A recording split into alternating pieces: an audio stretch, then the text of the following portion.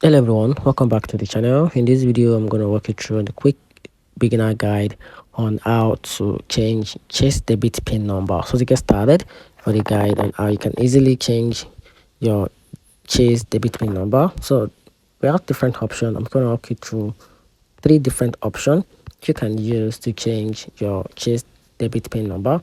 So the first option is to change pin by phone. So call the Chase customer service number, which is the number is on the screen.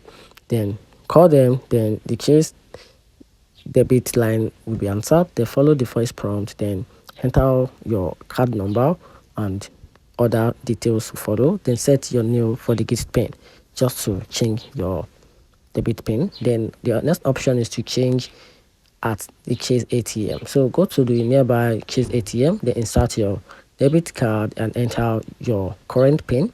Then select more option, then choose the change pin option. Then enter and confirm your new pin.